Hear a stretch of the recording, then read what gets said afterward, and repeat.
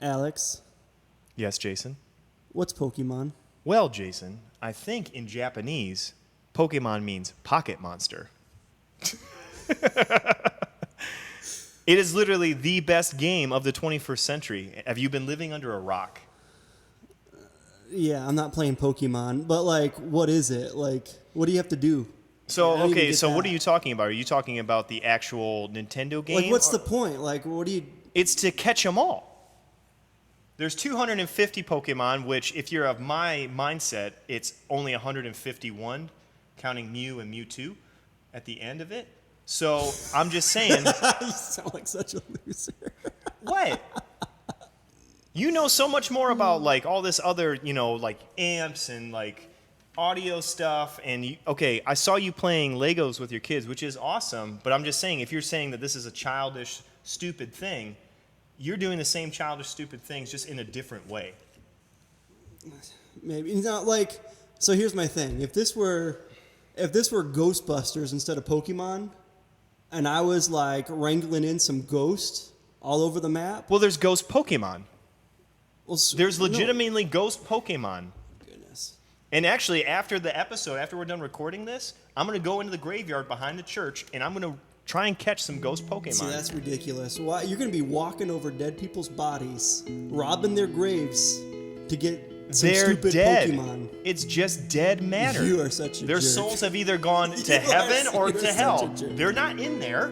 It's just dead flesh that'll rise up at the end of all things and be judged. So in that graveyard behind us, the guy who founded Davison is back there, Yep. and you're hoping to find a And- Pikachu on his. And there's maybe a Pokestop back there. I can refill on some Pokeballs. This is ridiculous. Oh, it's only just begun. Let's just get started. All right. This is not your pastor's podcast.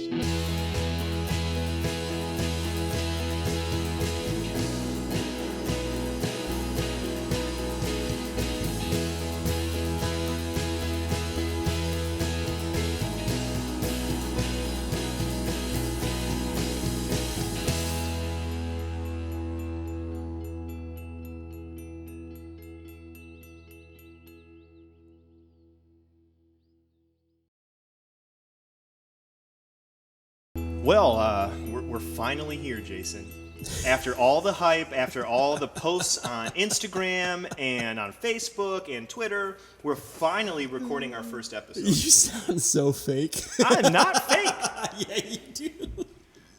What? This is funny to Do me. you think I have a great voice for radio? Yeah, Or I think you're pushing podcast? I think you're pushing the radio voice a little bit. I'm not. Yeah. I'm just doing what I do. And I want to welcome our listeners to the very first episode of Not Your Pastor's Podcast.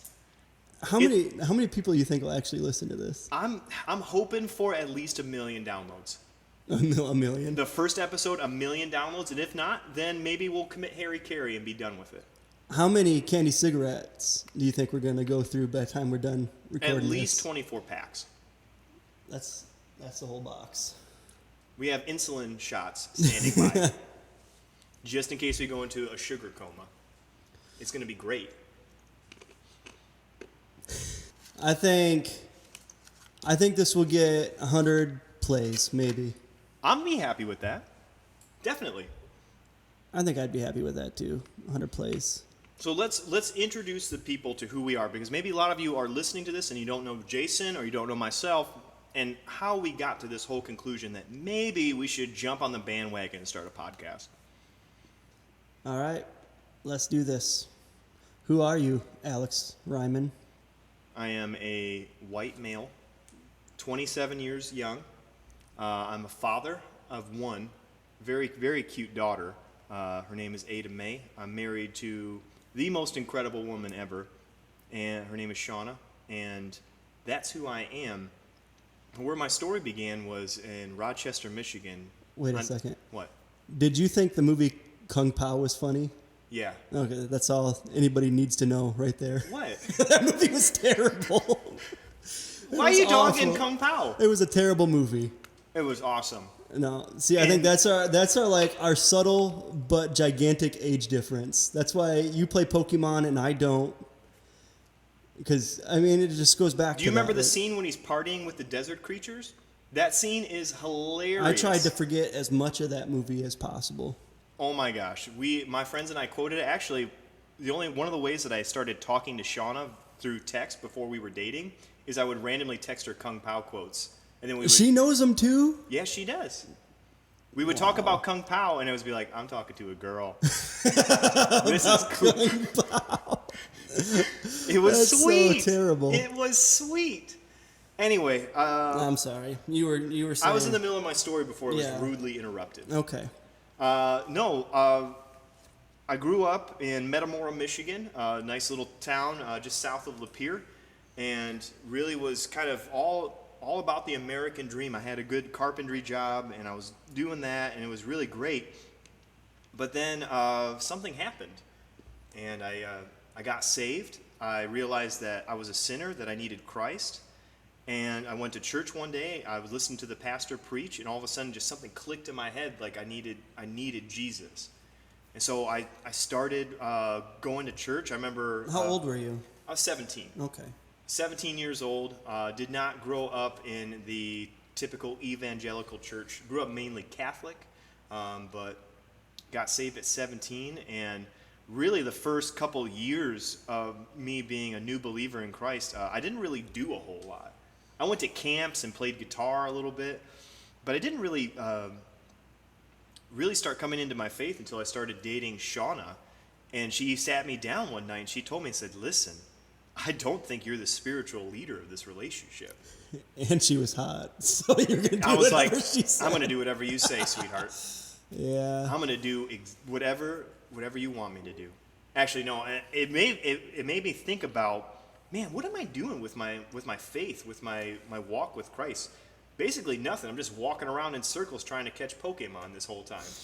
I'm just being a ridiculous fool. We're going to keep coming back to that. Pokemon's great. It's so good. I leveled up today, my Pidgeotto to a Pidgeot. I really don't want to hear about it. It's I don't know what you're talking about. I don't know what any of that means, so it doesn't... It's Let me just let you know. On my way over here, stopped at 4 Pokestops. Refilled up all my items.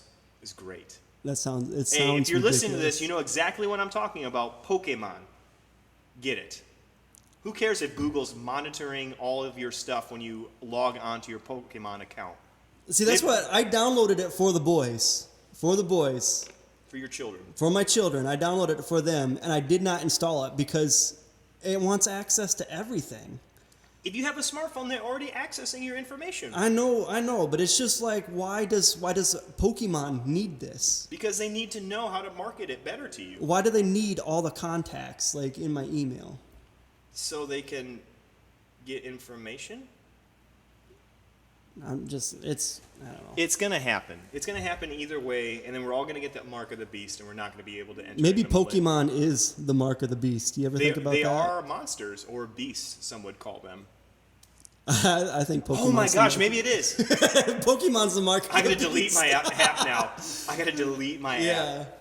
Yeah. Okay, so back to the story with Shauna, and she basically called me out on my crap. She just said, "You are not living for Christ like you should be."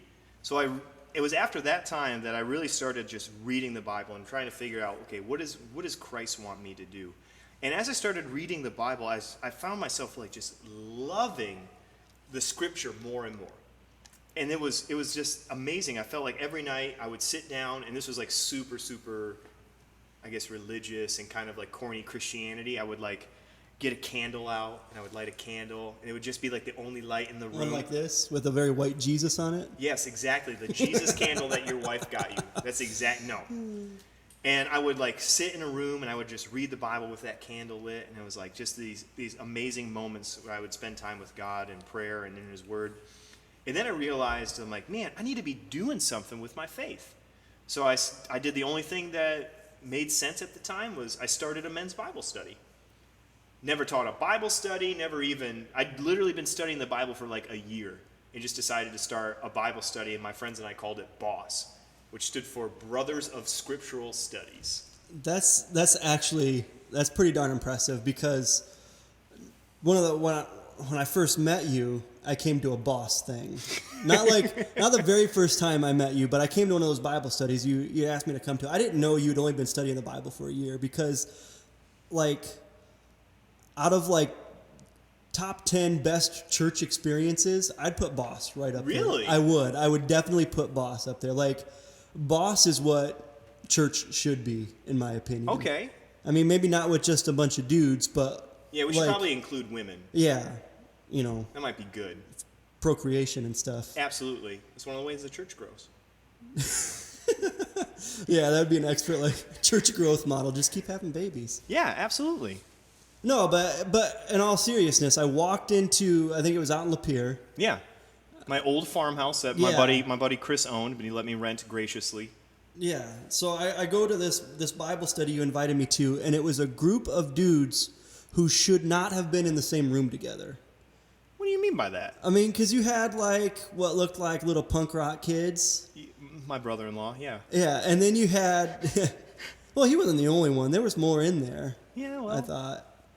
There was one kid, his name was Garth, and I don't know where he's at now, but he was like a new believer. But when he first came to my Bible study, he was black nail polish, black shirt.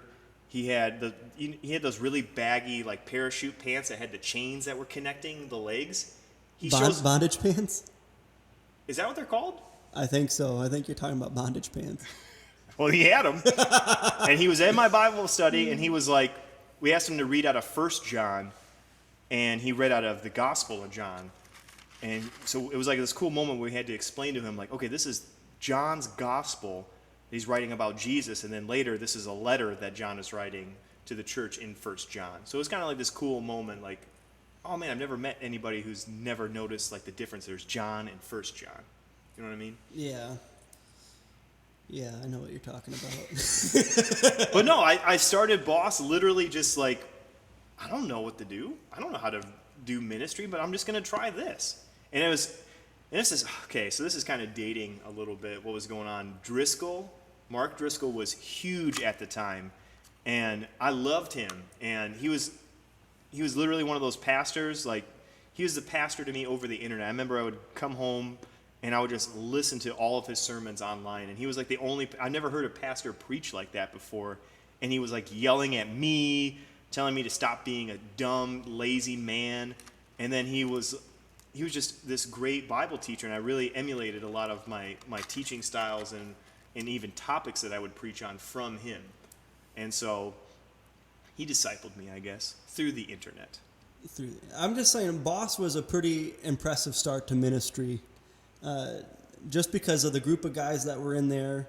And it was a group of guys I didn't know, but you sat down, you had a meal together. The conversation was honest. And then at the end of it all, we did this short little Bible study. I don't remember what the Bible study was, but I was just remembered being amazed. Like, you had this group of guys, you got, was Luke in there. He's got a gun on his hip. You got, little punk rock kids. And you got me. It's my first time there, and I'm just like, this group of people, they don't look like they belong together, but they're all coming together in prayer and sharing like earnest and honest like needs and just open discussion. And when I thought about starting this what we're doing here, like Boss is the first thing that came to my mind is how do we recreate that? And at first I was thinking like a YouTube like show, and I told Chad about it, who's the guy behind the cameras here, and then we decided that we don't have faces for YouTube, hence the pop filters. Yep. And just hide behind it. Jess, my wife, brought up the idea of a podcast to your wife at a mom's thing. See, it's all about our wives. Yeah. We are not. They really do run everything. They do. Yeah. I don't do anything without her say so. No, me neither.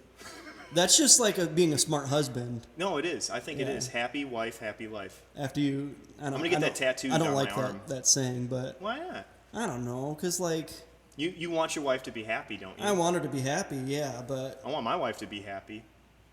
you're right. This is all about making wives happy, Yep. because I don't want to This get in is why trouble we're doing the later. podcast. Yeah. It's not for Jesus. It's because we want our wives to be it's happy. to make our wives happy, Which because she's- they thought we yeah. would sound cool. But with a on a screaming podcast. baby at home, I don't think my wife's very happy that I'm not there helping her. Yeah, this is with 3 little boys at home. This is vacation for me right now. I'm on vacation. So That might be the coolest part of this. So now that you're on this vacation, why don't you take me on a little trip? Tell me a little bit about Jason's story. We've heard a lot about me and my yeah, accomplishments. I'm sick of hearing about you. Okay. No, I am a preacher's kid. You are. That's how I guess that's how you would say. I mean, faith was just always there in our family. It was never not there. So one of my earliest memories is in Montrose, just north of Flint there, kind of way out in the outskirts. One of my first memories is putting my foot on a shovel going into the ground to plant our church, to start the building. And I remember, this church plant and running around. I think we met at like a post office or something. I just remember running around that, and we met at this other Federal building. Yeah. Scandalous. Yeah, it is. Yeah, I think it was the post office. I was little. I was really little, but those are some of my first memories. And I, was saved. Whatever you want to call it. My dad led me to Christ at 5 years old, or thereabouts, and we just got started from there. But I would say, you get older, you go through high school and stuff, and I don't want to say I lost my faith. I think it was there the whole time, but man, I had some rocky moments, kind of. At some point you're just kind of going through the motions. Mm-hmm. I think a lot of it was that for me. So I didn't have the super spiritual read my Bible by candlelight that you did, which I think is cool. I think it's incredibly cheesy, but I think it's cool. I rarely do that anymore. Yeah. I do it mainly holding my daughter, trying to be like, all right, let's at least read this Jesus Storybook Bible so I can get some scripture in now. So I'm not as holy as I used to be, Jason. Okay. Yeah, I mean, that's the thing about having kids is you find out that you're not very holy very quickly. I always tell everybody, I thought I was a good person until I got married. And then Jess, pointed out that I am not a good person. And then I thought I got to a point where I could fake her and, fake myself into thinking I was a good person. Then we had children.